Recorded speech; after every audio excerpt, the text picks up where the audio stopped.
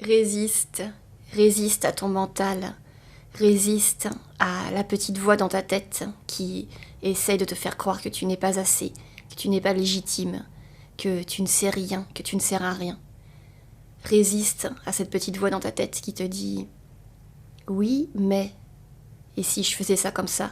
Oui, mais... » Dans cet épisode, je te raconte comment et pourquoi c'est tellement important de faire la différence entre ta voix intérieure, la voix de ta tête, de ton mental, et la voix de ton cœur. C'est parti. Résiste, prouve que tu existes. Cherche ton bonheur partout. Va, refuse ce monde égoïste. Résiste.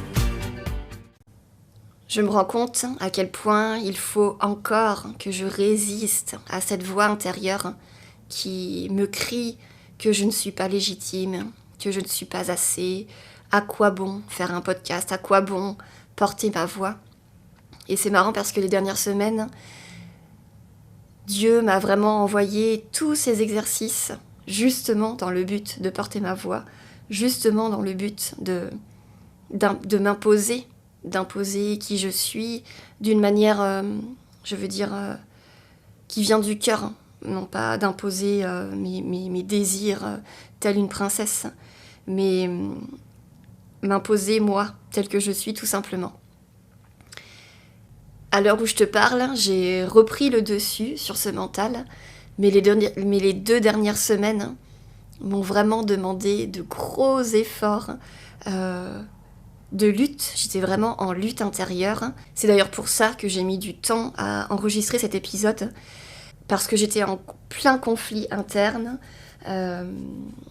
J'ai eu plein d'événements dans ma vie récemment, qui m'ont fait beaucoup douter de moi, qui m'ont demandé encore d'aller voir une couche inférieure, encore une couche plus profonde, de cette quête que j'ai de me montrer, de me parler, de porter ma voix encore et encore, d'exprimer qui je suis, d'exprimer mes désirs. Et aujourd'hui, je reviens tel le phénix qui renaît de ses cendres. Je suis contente d'avoir réussi tous ces exercices que Dieu m'a présentés. Il y a eu d'abord l'anniversaire de ma fille qui a fêté ses 6 ans, il y a un peu plus de 10 jours. Et quelques jours avant son anniversaire, c'était mon premier jour de lune.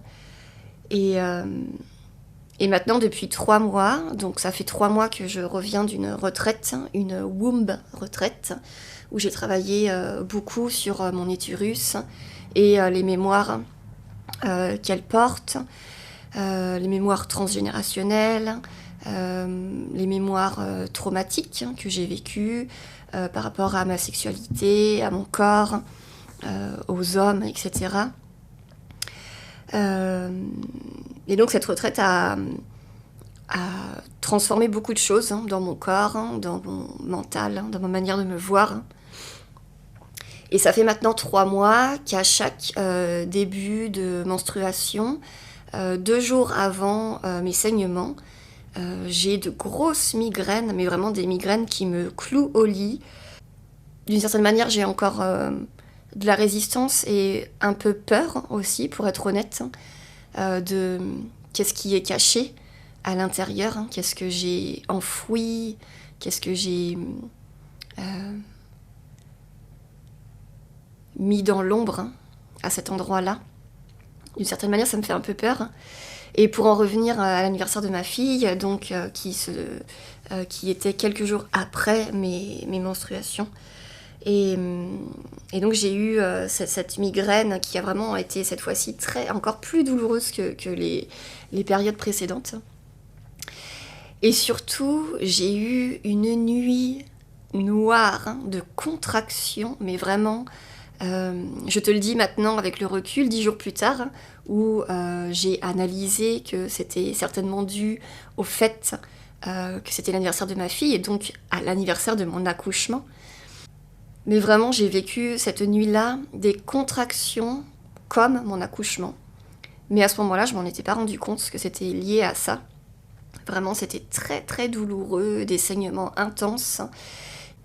Et je trouve ça tellement intéressant comme le corps garde ses mémoires, comme le corps libère aussi ces traumatismes, ces mémoires quand l'esprit est prêt. Tu sais, je pense que j'étais pas prête avant, je pense que c'est le fait d'être allée dans cette retraite qui me permet d'aller toucher du doigt maintenant cette zone-là très fragile, pour moi très sensible. Et mon corps, voilà, libère ce qui a besoin d'être libéré à juste dose, ce dont je suis capable de supporter. Et ça n'arrive que parce que je suis capable de le supporter maintenant. Et je trouve ça génial. Et comme je te le dis, à la fois effrayant et à la fois génial. Et d'ailleurs, le lendemain matin de cette fameuse nuit de contraction, j'avais des espèces de plaques rouges, un peu comme des brûlures au 2e degré, très très rouges, qui avaient la forme d'oiseaux. Et j'ai trouvé ça, encore une fois, génial, que mon corps me donne même des indications. Moi, je l'ai vu un peu comme des oiseaux qui s'envolaient de la cage, un peu comme si j'avais libéré, par le biais de la douleur, des contractions, très proche de l'anniversaire de mon accouchement, j'avais libéré une douleur qui était là. Parce que mon accouchement a été très douloureux psychologiquement. J'ai mis au moins 2 ans à faire le deuil de cet accouchement idéalisé qui a été de mal en pis. Il a été décevant sur tellement d'aspects. Et j'en ai beaucoup voulu au corps médical, mais avant tout, je m'en suis beaucoup voulu à moi parce que je n'avais pas les connaissances que j'ai aujourd'hui. Je n'avais pas cette compréhension-là des choses.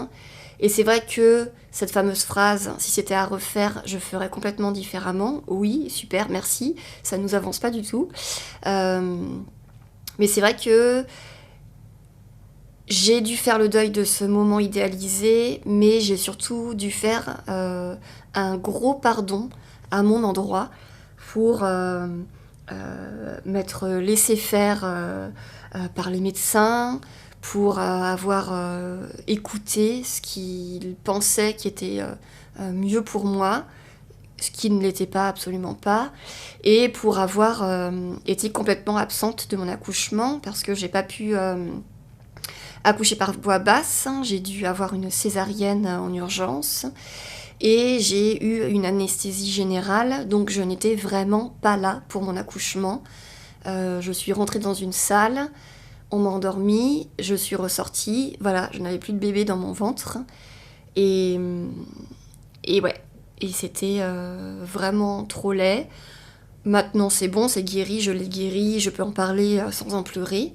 Mais ouais, ça a été un réel traumatisme pour moi que je pense avoir libéré cette nuit de contraction. Amen. Suis ton cœur qui assiste. Donc j'ai eu ça, et puis il y a eu mon ami qui est venu nous visiter quelques semaines au Koweït, qui est venu prendre des vacances. Et pareil, ça m'a beaucoup challengée parce que ça faisait plusieurs mois que je l'avais pas vu. Et moi, j'ai évolué pendant ces quelques mois. J'ai changé. Et le premier soir où je l'ai vu, on est allés au restaurant toutes les deux. Et je me suis retrouvée complètement dans celle que j'étais il y a 1 an et demi, 2 ans. C'est-à-dire une Jenna vraiment peu sûre d'elle, dans l'ombre, qui porte pas sa voix. Voilà, je me suis retrouvée dans une version de moi très ancienne et qui n'était plus du tout celle que j'étais. Et d'ailleurs, ce moment au restaurant, c'était marrant parce que... Enfin, c'était marrant, c'est un mot, mais c'était pas du tout marrant à ce moment-là. Parce que j'étais comme divisée. Il y avait cette version de moi ancienne que j'entendais, que je voyais parler à mon amie. Et moi, celle qui est derrière ce micro aujourd'hui, j'étais assise à côté de mon ancienne version. Et je m'observais parler, bouger, écouter. Je m'observais être. Et à chaque mot qui sortait de ma bouche, je me disais, mais pourquoi tu fais ça? Pourquoi tu te mets dans cet état-là? Pourquoi tout à coup tu n'as plus confiance en toi? Pourquoi tu rejoues ce personnage qui n'est plus toi? Pourquoi tu n'oses pas être celle que tu es maintenant? C'est simplement mon mental qui avait pris le dessus sur mon cœur, sur moi, sur ma foi aussi. Et je me suis laissée complètement engloutir par mon mental, par tous ces oui mais, par tu n'es pas légitime, tu n'as pas changé, voilà, tu es toute petite. Et c'est fou, j'ai réussi à résister, encore une fois, d'où cette chanson. J'ai réussi à résister. En quelques heures, j'ai repris le dessus, mais il m'a fallu faire tout un travail intérieur pendant que j'étais avec mon ami pour et puis après aller s'asseoir avec cette force, ça allait s'asseoir avec qu'est-ce qui s'est passé à ce moment-là et déconstruire ce truc-là encore, aller encore toucher un endroit que je pensais guéri et qui ne l'est pas. Et c'est là où je voulais en venir au début de l'épisode. C'est que tant que ce n'est pas guéri, Dieu t'envoie, ou la vie, tu l'appelles comme tu veux, l'univers, tes guides, peu importe le mot que tu mets sur cette force supérieure, t'envoie toujours, enfin de manière différente, ce sera un exercice différent, mais le but de l'exercice c'est le même, c'est prends ta place. Pour moi, en tout cas dans cette situation-là, c'est prends ta place, prends ta place, prends ta place. Et tant que ce n'est pas incarné, le fait de prendre ma place, eh bien l'exercice se représente. Et c'est ce qui s'est passé ces dernières semaines voilà, dans ma vie. Donc le fait que mon ami vienne m'a vraiment fait beaucoup travailler sur aussi cette capacité d'écoute que j'ai. J'ai une capacité innée à écouter. Je suis assez bonne là-dedans, c'est un de mes dons que j'ai reçu. Humblement, je dis ça humblement, nous avons tous des dons. Un des miens, c'est cette capacité d'écoute non jugeante que j'ai, mais avec laquelle il faut que je fasse attention parce que si je ne porte pas ma voix dans cette capacité d'écoute, je me retrouve à être celle qui écoute et encore à être celle qui se fait d'une certaine manière engloutir par l'autre. À la fois c'est un don que j'ai reçu et à la fois c'est une espèce de malédiction. Disons que c'est vraiment ce que je dois transcender. À la fois c'est un don parce que ça me sert dans ma vie de tous les jours et ça me sert aussi dans mon travail qui fait partie de ma vie. Ma vie et mon travail sont absolument indissociables. Mais c'est une malédiction aussi puisque si je ne porte pas ma voix, si je n'exprime pas ce que je pense, ce que je crois, ce que je suis, ce don m'enferme à l'intérieur de mon mental et m'enferme dans mes croyances limitantes, d'une certaine manière. J'ai compris depuis bien longtemps que c'est le travail que j'ai à faire dans cette incarnation, ma mission de vie. Je pense qu'elle est plus large, mais c'est vraiment le gros point que je dois guérir dans cette incarnation, dans cette vie, porter ma voix, me montrer. Et donc toute ma vie jusqu'à présent, donc du haut de mes 36 ans, toutes mes expériences, douloureuses ou non, mais surtout les plus douloureuses, c'est là où on apprend le plus, ce n'est que ça, ce n'est que porter ma voix et me montrer. Résiste pour que tu existes. Donc le fait, et qu'on soit bien d'accord, je vais le dire quand même,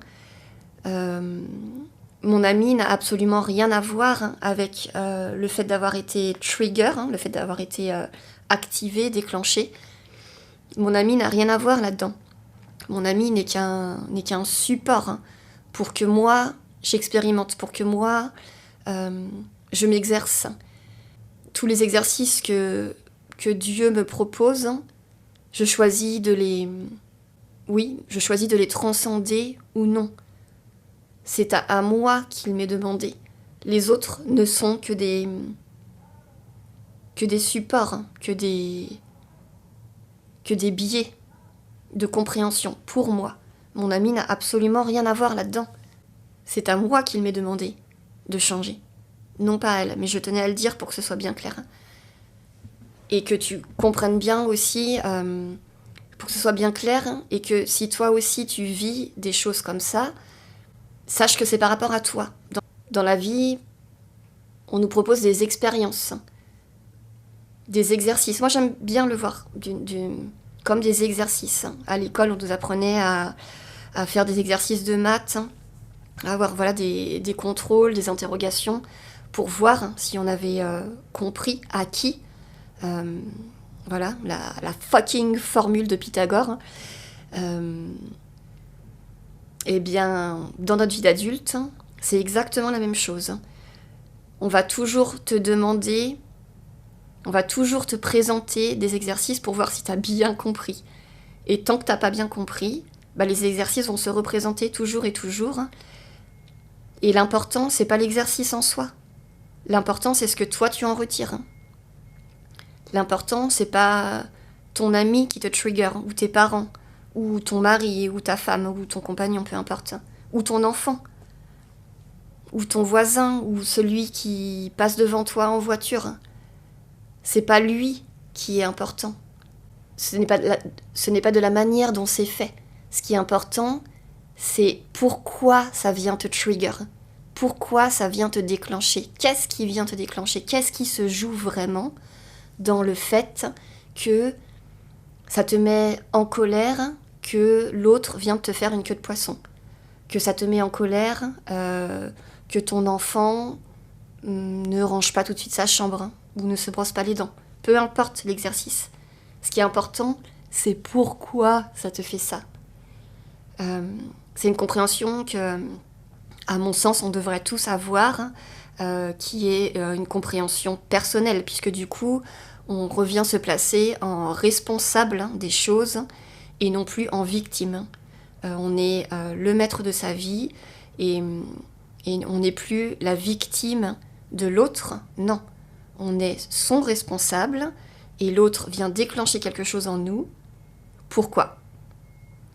Et donc, toujours, il faut venir s'asseoir à l'intérieur de soi, dans le calme, honnêtement, en toute vulnérabilité, avec compassion et amour pour soi-même, et s'interroger, qu'est-ce que ça vient toucher en moi ?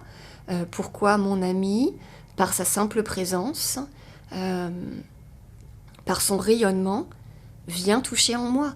Et là, ce qui était intéressant dans ce restaurant, cette expérience au restaurant, ce que ça vient toucher en moi, c'est son rayonnement, justement, et le fait que moi, je n'ose pas rayonner. Pourtant, je suis rayonnante. Je le suis. Et je le sais, d'une certaine manière. Je le sais. Mais j'ai toujours mon mental qui va venir me faire croire que ce n'est pas vrai. Et mon mental, il veut me protéger aussi. C'est pareil. Mon mental, j'ai développé Mon mental a développé tout un paquet de stratégies pour me protéger, pour survivre. Sauf que maintenant, je suis adulte. Je n'ai plus besoin de toutes ces stratégies pour me protéger. Parce que ça, c'est lié à mon enfant intérieur. Mais maintenant, je suis mon propre adulte. Je suis mon propre adulte. et je suis capable de me protéger moi-même et d'être la mère que je n'ai pas eu, d'être le parent que je n'ai pas eu, que j'aurais aimé avoir, dont j'avais besoin à ce moment-là. Maintenant, je le suis, cet adulte, je le suis, ce parent, pour moi-même. Donc mon mental, il peut aller se faire foutre. Et ça, bien sûr, hein, moi, la première, si je t'en parle, c'est que je suis sur ce chemin-là. Et je pense que c'est un chemin qui prend des années, voire que c'est le travail de toute une vie.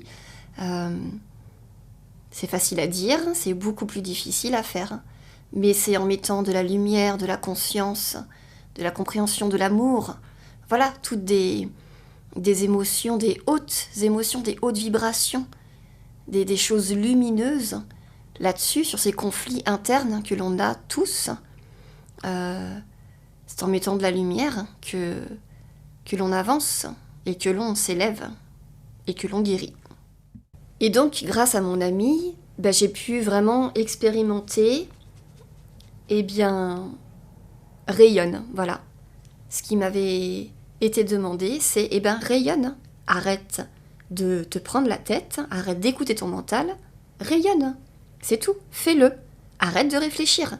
Il y a aussi ça, je trouve que, tu sais, quand on est sur ce chemin d'éveil personnel, etc., de compréhension de soi, et de changement aussi, parfois on va pouvoir s'enfermer dans...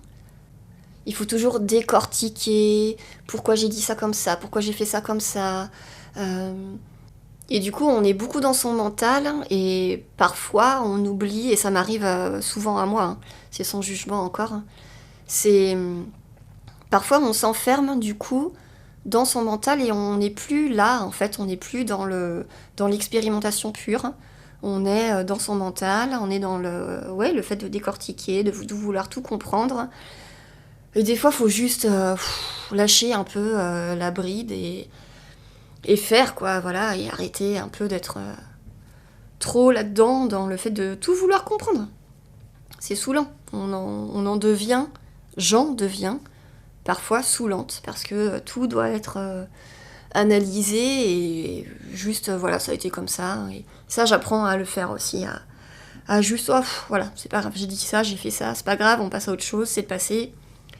On se concentre, j'ai encore ça à faire, ok, anyway, c'est pas grave.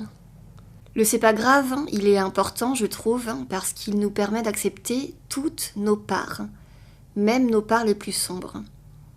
Pour la plupart d'entre nous, nous avons soit été élevés dans nos familles, ou soit à l'école, dans les institutions, en France, à valoriser nos parts les plus lumineuses, c'est-à-dire à être dans l'altruisme, à être bienveillant, à garder son calme, à rester à notre place, etc.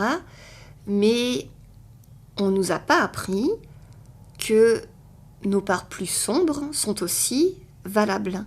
Le fait de ne pas se laisser faire, le fait de parfois être méchant, égoïste, font aussi partie de notre personnalité. On a un côté qui est gentil, et puis on a un côté qui est moins gentil. Mais ça fait partie de nous. Tout ça, c'est nous. Je suis quelqu'un d'altruiste, mais je suis aussi quelqu'un d'égoïste. Il y a des choses où je vais ne penser qu'à moi. Et ça va être moi la première. Pourtant, je suis quelqu'un qui est tourné vers son prochain. Et le c'est pas grave permet de travailler ça. C'est pas grave, j'ai été égoïste, mais c'est pas grave, parce que c'est aussi ce que je suis, et donc pour en revenir à ce que je disais, il faut parfois savoir arrêter de réfléchir et juste faire ou être, parce que c'est, à mon sens, une des limites qu'a le développement personnel, c'est de vouloir s'enfermer dans tout changer, tout révolutionner, qui on est, etc. Être toujours dans le fait de vouloir s'améliorer, et en fait on oublie simplement d'être, et je pense qu'on passe à côté de l'exercice, et voilà. je voulais le dire, pour faire un petit rappel. Voilà, tout n'est pas grave, tout n'est pas analysé, tout n'est pas à comprendre. Et sachons être léger et profiter de la vie sans avoir besoin de passer 3 heures assis sur son tapis de méditation à essayer de comprendre pourquoi on a envoyé chier son voisin. Voilà. Et je le dis pour moi en premier. Pour le début du monde, danse pour tous ceux qui ont peur. Et j'ai un dernier exercice qui s'est présenté hier et ça tombe tellement à pic avec la finalisation de l'épisode aujourd'hui. On a une babysitter depuis un peu moins de 6 ans, donc elle a eu notre fille à peu près quand elle avait 6 mois, notre fille. Et depuis quelques mois, on voit bien que cette babysitter vieillit, qu'elle manque grave de dynamisme, et que d'un autre côté, notre fille grandit et s'affirme, et donc il y a clairement un rapport de dominance qui s'installe, dans le sens où c'est notre fille qui domine la nanny. Donc on s'était dit, il y a déjà plusieurs mois, bon bah on va changer, etc. On va chercher une babysitter un peu plus dynamique, etc. Et on devait lui annoncer hier, pour plein de raisons, surtout parce qu'elle terminait son mois de mai, enfin voilà, ça faisait terminer le mois, voilà.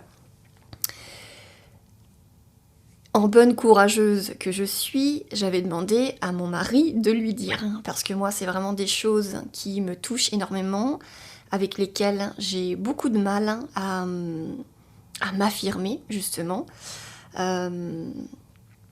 C'est des choses qui touchent, en plus, non pas seulement le fait de porter ma voix, de m'affirmer, qui touchent aussi à mon statut. Il y a des choses que j'ai pas encore réglées sur ce statut de femme privilégiée que j'ai, d'avoir les moyens et donc d'employer quelqu'un. Je sais bien que c'est pas forcément les moyens, enfin je vois des personnes autour de moi en France qui ont aussi une babysitter ou une aide à domicile, enfin je sais plus comment ça s'appelle avec les chèques machin là, voilà, repassage, etc. Donc c'est pas, c'est peut-être que c'est que dans ma tête, ce truc de privilégié. Bon, en tout cas, moi, c'est comme ça que je le vis, venant d'une famille ouvrière. Voilà, je sais que j'ai encore du chemin à faire là-dessus. Et puis, clairement, il y a de l'émotionnel, puisque elle a eu notre fille toute petite, toute bébé. Voilà, elle a vu grandir notre fille. Elle nous a vu changer, nous aussi. On l'a vu changer. Enfin, voilà, pour moi, c'était un peu comme dire à la tata, ouais, en fait, merci, mais non merci, on va changer de tata, tu vois, bon. C'est exagéré, je sais, mais je sais que j'ai du travail à faire là-dessus, je le sais. Donc, j'avais demandé à mon mari, pour ne pas affronter cette chose qui me fait peur, qui me terrifie, j'avais demandé à mon mari de lui annoncer. Très courageux, n'est-ce pas ? Sauf que justement, la vie est tellement bien faite que il se trouve que mon mari a un appel imprévu et il doit partir pour un rendez-vous, etc.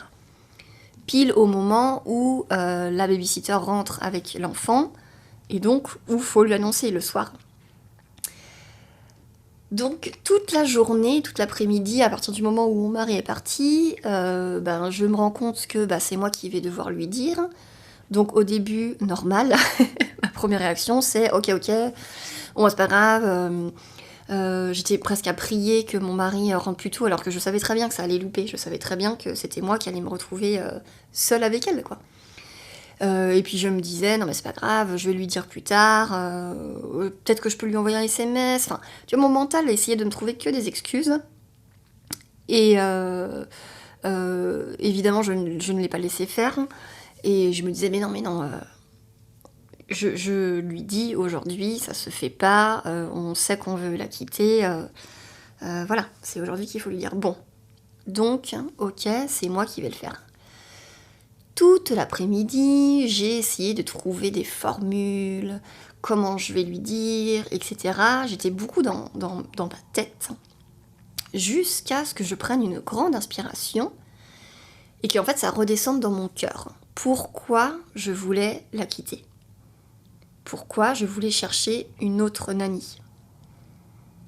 je suis revenue dans mon cœur, dans cet espace pur de lumière où mon but, ce n'est pas de faire du mal à quelqu'un. Mon but, c'est de trouver quelque chose qui est mieux pour moi et pour mon enfant, surtout.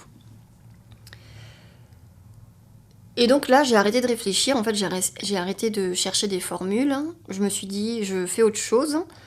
Et puis, je verrai bien quand elle va rentrer. Voilà, je verrai bien comment ça va se passer, qu'est-ce qui va sortir de ma bouche, etc. J'avais quand même des petites phrases en tête, tu te doutes bien.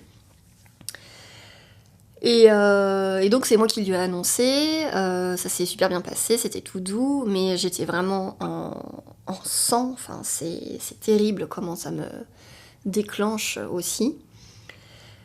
Mais bon, je suis super contente parce que je lui ai dit en douceur, enfin voilà, j'ai trouvé que ça s'était très bien passé et que j'avais utilisé les bons mots, qu'il n'y avait pas de...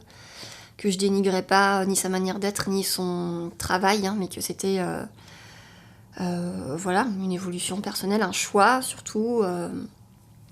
Bref, pour te dire à quel point ça me mettait mal à l'aise, mon mari, quand il est rentré, je sais pas, un quart d'heure, 20 minutes plus tard, donc la nanny était partie, et il me dit alors, hein, t'as botté en touche ou pas? Tu sais, pour te dire qu'il me connaît trop par cœur et qu'il sait à quel point ça me met super mal à l'aise, ces trucs-là. Mais voilà, j'ai réussi l'exercice, et je trouvais que c'était vraiment tellement... parfait comme timing et parfait à te partager, quoi. Voilà, pour dire que on apprend tout le temps, qu'il y a plein de choses à régler, il y a plein, comme je te le disais, voilà, c'est le travail d'une vie, et en prenant les exercices, bah on s'exerce, et c'est en pratiquant que ça devient plus naturel. Et que au final, hein, ça devient un acquis. Et je le sais pour l'avoir expérimenté sur plein d'autres domaines. C'est en pratiquant que l'on devient forgeron. Et à mon sens, il n'y a pas d'autre manière que de s'entraîner et de se mettre dans ces inconforts-là précisément pour venir travailler sur ce qui a besoin d'être travaillé. Ce monde n'est pas le tien. Viens, bats-toi et persiste. Mais, il y a un mais. Mais il faut quand même comprendre d'où ça vient. Et c'est ce que je vais te raconter dans cette deuxième partie. Mais d'où ça vient donc ce truc que j'ai avec le fait de devoir me cacher, avec le fait de ne tellement pas réussir à m'affirmer, à porter ma voix. Eh bien, ça vient de mon adolescence, à l'âge de ma puberté, notamment, évidemment, ça vient aussi de ma famille, hein, la famille dans laquelle j'ai grandi, mais encore une fois, je botte en touche, ce sera pour un autre épisode.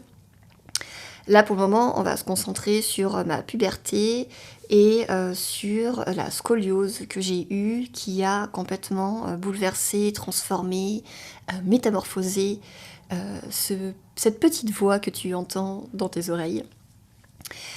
Quand j'avais 15 ans, donc j'étais en pleine puberté, et depuis voilà, 1 an, je voyais bien que je grandissais de manière asymétrique.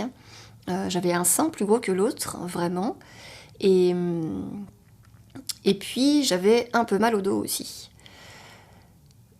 Je me suis pas inquiétée plus que ça, j'en ai parlé à ma mère, qui m'a expliqué que c'était normal à cet âge-là, que certaines parties de notre corps n'étaient pas symétriques, que ça allait changer quand j'aurais terminé à peu près ma puberté.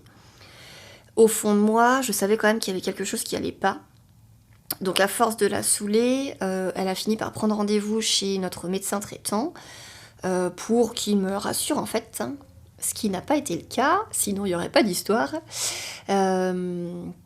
En fait, il a découvert que j'avais une grosse scoliose. Donc une scoliose, c'est une inclinaison de la colonne vertébrale sur 3 plans, donc en 3 dimensions. Un peu comme un escalier en colimaçon. T'as une déviation de droite à gauche, devant, derrière et haut en bas. La mienne était très importante et elle portait le nom de scoliose morbide, donc tu vois, tout est dans le titre. Ça pue la merde. Donc, il m'a annoncé ça comme ça. Moi, je l'ai vécu comme si on m'annonçait que j'avais un cancer en phase terminale, que c'était très très grave, etc., qu'il fallait absolument faire quelque chose très très vite. Donc à partir de ce rendez-vous, ma vie a été bouleversée, puisqu'après j'ai eu énormément de consultations chez des spécialistes pour savoir qu'est-ce qu'il fallait faire. Et la solution de l'époque, mais j'imagine que ça aurait été la même solution 20 ans plus tard, aujourd'hui, la solution c'est le corset. Donc d'abord j'ai eu un corset d'1 mois plein, en plâtre, donc un corset que tu gardes jour et nuit, et non, tu ne te laves pas du coup. Et puis ensuite j'ai eu 1 an et demi de corset en plastique. Alors c'est pas du plastique, c'est une matière chirurgicale, mais c'est un peu genre plastique, que tu peux enlever pour te doucher, etc., avec des scratchs, et que tu resserres au fur et à mesure pour corriger la scoliose. Sauf que dans mon cas, elle était tellement importante, la scoliose, que c'était surtout pour la stopper, en fait. Stopper le fait qu'elle s'aggrave jusqu'à temps que j'arrête de grandir, en fait. Parce que de toute façon, l'opération n'est pas possible quand tu es en pleine croissance. Donc, il faut attendre que ta croissance se soit arrêtée pour envisager une opération, quoi que ce soit, de définitif. Donc je te raconte ça comme ça, sur le papier, c'est ce que j'ai fait. Et évidemment, ça a été horrible. Évidemment, ça a brisé une partie de moi. Évidemment, à un âge où tu veux être comme les autres, où déjà ton corps se transforme. Tes seins poussent, tes règles arrivent, tes poils arrivent. Enfin, voilà, t'es en pleine bourgeonnement sexuel. Enfin, tu vois bien, 15-16 ans, quoi. Moi j'étais enfermée dans un corset, donc je mettais des vêtements larges pour essayer de cacher tant bien que mal. Quand je te dis corset, faut bien que tu voies que c'est pas un corset comme on peut porter aujourd'hui en dessous de la poitrine, jusque sur les hanches. C'est vraiment un corset qui te prend jusqu'en dessous des épaules, aux aisselles. C'est vraiment un corset qui te prend du cou, de la nuque au début de ton coccyx. C'est vraiment un corset sur toute la colonne vertébrale. C'est pas juste le corset qu'on peut porter pour être bien habillé ou les corsets de l'époque victorienne, ça n'a rien à voir.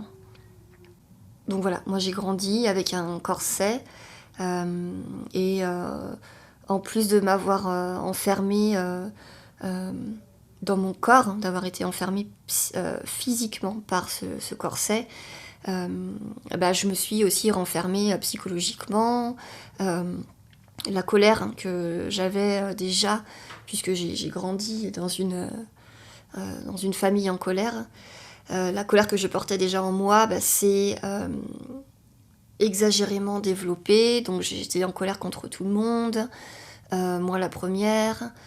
Voilà, ça m'a détruite. Et à la fois, puisque je t'en parle maintenant, ça m'a aussi construite, puisque toute mort veut dire aussi naissance.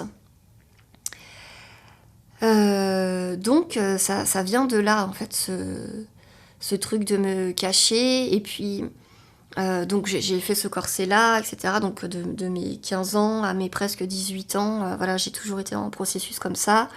Médicale, et c'est d'ailleurs cette colère aussi que j'ai contre la médecine conventionnelle, puisque évidemment je n'ai eu aucun suivi psychologique, etc. Voilà, la médecine conventionnelle ne propose pas ce genre de choses. Eux, ils s'attachent à guérir le corps, mais il pense très rarement à l'impact que ça a sur l'esprit, ce genre de choses, hein, surtout à un âge jeune, hein, où ta croissance, ta construction n'est pas terminée, tant physique que psychologique. Donc je n'ai eu aucun suivi, et puis j'ai été traitée comme un numéro, exactement comme Gabi disait dans l'épisode précédent à propos de son cancer du sein. Voilà, j'ai été traitée comme presque en plus une scoliose sur laquelle on se frottait les mains parce qu'elle était tellement importante que pour eux c'était du pain béni, si tu veux. Voilà, trop bien. Il y a un réel travail à faire. Et puis en 2009, je me suis fait opérer, donc j'avais 18 ans, un peu moins de 18 ans, quand j'ai décidé de tout arrêter. Vraiment, j'allais de mal en pis. Je me faisais des scarifications, etc. Je me faisais du mal. Voilà, je commençais à avoir des fréquentations très très douteuses, très néfastes à mon bien-être. Voilà, je cherchais à me mettre en danger, j'étais très en colère. Enfin voilà, la jeune fille rebelle dans toute sa splendeur. Et j'ai décidé de tout arrêter, tout traitement, etc. Donc en plus du corset, j'avais de la kinésithérapie, du yoga. C'est d'ailleurs ici que j'ai commencé le yoga. Voilà, je faisais de la médecine chinoise en parallèle, etc. Donc je faisais plein de trucs. J'ai tout arrêté. Et j'ai commencé le déni. Je me suis mis bien à fond dans le déni, de manière thérapeutique. Et donc voilà, j'ai continué mes conneries de rebelle, n'importe quoi. Ma période what the fuck. Et jusqu'à ce que, en 2009, donc à 21 ans, je décide de me faire opérer du dos parce que j'avais trop mal. C'était horrible, j'en devenais même méchante avec les autres, hein, surtout ceux que j'aimais, parce que j'avais tellement mal, hein, la douleur était tout le temps là, très intense. Je détestais mon corps, qui était tout tordu. Enfin, voilà, c'était horrible. Et donc en 2009, je me fais opérer. Donc l'opération, c'est mettre une broche le long de ma colonne vertébrale pour la redresser. Donc qui est une opération définitive, une opération à risque, tu l'imagines bien, mais bon, à cet âge-là, voilà, ça passe, on récupère bien, quoi. Et donc après mes mois de rééducation en centre, voilà, je suis ressortie et j'ai continué ma thérapie par le déni. Donc voilà, j'avais guéri mon corps, pouf, j'avais guéri ma scoliose. Sauf que, ben non, je l'avais pas guéri dans ma tête. J'avais pas fait le travail psychologique qui avait carrément besoin d'être fait. Et donc ma période what the fuck a continué. Certes, je n'avais plus mal au dos et physiquement, j'étais beaucoup plus acceptable à mes yeux. Mais en fait, à l'intérieur de moi, je continuais de me voir tordue, difforme, dégueulasse, pas aimable. Un peu comme le syndrome du membre fantôme, tu sais. Je me voyais, j'avais vraiment une dissonance comme ça, où d'un côté je me voyais dans le miroir et je voyais que j'étais droite, et d'un autre côté un autre hémisphère de mon cerveau me voyait toujours tordue. Et j'ai gardé ça sous le tapis assez longtemps, et c'est seulement quand j'ai commencé le travail sur moi, etc., quand j'ai touché le fond, peu de temps avant de devenir mère, que j'ai commencé donc une thérapie, comme je te disais la dernière fois, et que par cette thérapie, on a mis le doigt directement, à peu près dans les premières séances, sur cette scoliose, qui en fait existait toujours dans ma tête. Et ce qui était intéressant de constater, ça a été pourquoi j'ai trouvé une super thérapeute qui travaillait sur le corps et l'esprit, par hasard, hein, je fais des guillemets comme ça, parce qu'à l'époque je ne savais pas encore que tout ça existait. Mais elle était très concernée par ça. Et donc on s'est questionné, plutôt elle m'a questionné sur, à mon avis, d'où venait cette scoliose. Parce qu'il faut savoir, là j'ai fait des recherches avant de faire cet épisode, il faut savoir qu'encore en 2024, il y a 80% des scolioses dont on ne sait toujours pas la cause.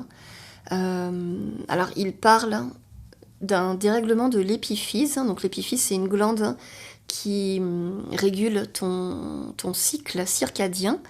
C'est une glande qui va sécréter de la mélatonine pour te préparer au sommeil et qui va sécréter, alors je crois que c'est de l'ocytocine, mais je suis pas sûre, pour te préparer à ta journée. Elle est réglée en fonction de la luminosité et donc elle régule ton corps comme ça pour... Voilà, bref, t'as compris. Et il y aurait une mauvaise sécrétion de la mélatonine qui, selon eux, aurait peut-être un impact sur le développement ou non d'une scoliose chez l'enfant. Ce qui veut dire en langage scientifique conventionnel, je ne sais pas à quoi c'est dû. Ceci ne regarde que moi, tu n'es pas obligé d'être d'accord avec moi. Donc moi, en m'interrogeant sur la cause potentielle de ma scoliose, j'ai découvert qu'elle était certainement liée au fait que je me sois toujours sentie inférieure à ma grande sœur, que j'ai toujours mis moi et ma famille sur un piédestal ma grande sœur, et que par conséquent j'étais inférieure à elle. De plus, j'ai toujours cru que j'étais la petite fille à problème, qu'il y avait quelque chose qui clochait pas chez moi, que mes parents m'aimaient moins que ma grande sœur. C'est aussi pour ça que j'ai développé plein de stratégies qui me bouffent encore la vie aujourd'hui. Et puis, j'ai aussi grandi dans une famille avec des parents qui étaient beaucoup en conflit. Un père très colérique et une mère très étouffante, très émotionnellement dégoulinante. Je dis toujours ce mot, dégoulinante. C'est comme ça que je l'ai vécu, encore aujourd'hui. Voilà, trop d'émotions, trop d'empathie, trop. Voilà, donc pour moi, petite fille, ça a été très difficile à gérer entre la colère de mon père et le trop-plein d'émotions débordant de ma mère. Je crois que je me suis jamais... Et puis le fait que ma grande sœur a été mise sur un piédestal, je me suis jamais retrouvée dans cette famille. Et je crois que ça a contribué à ma scoliose. Je crois que j'ai essayé... parfois de me conformer à ce qu'on attendait de moi, etc. Et à la fois, je savais comme instinctivement que j'étais pas faite pour ça. Et selon moi, c'est pour ça que j'ai grandi tordue, tu sais, un peu comme un S, un peu comme... souvent, je prends l'image d'un pied de tomate ou peu importe quelle plante.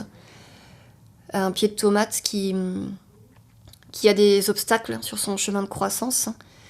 Et donc qui se voit obligé de dévier pour survivre, en fait, pour aller toucher le soleil, tu sais, pour aller, en tout cas, prendre la lumière.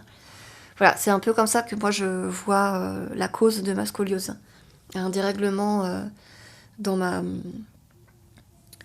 mon histoire familiale, puisque clairement il n'y a pas de scoliose dans ma famille, parce que ça peut être héréditaire aussi, mais il n'y en a pas. Et puis, comme Gabi parlait la dernière fois de Recall Healing, donc elle m'a fait comment on dit, un bilan, je sais pas trop comment on dit. Et il se trouve qu'il y a clairement un truc avec la grande sœur aussi dans les scolioses, selon Recall Healing. Donc voilà, pour moi c'est clair comme de l'eau de roche que c'est une des causes. Hein. Je suis bien sûre qu'il y a plein d'autres choses qui se sont rajoutées, mais je pense que c'est une des causes principales. Anyway, voilà. La scoliose, c'est un pan de mon histoire énorme qui m'a construite aujourd'hui, qui fait que je suis la rebelle que je suis, que je suis la femme en colère, que je suis la femme qui n'a pas confiance en elle et en les autres, qui a du mal à donner sa confiance. Résiste, prouve que tu existes.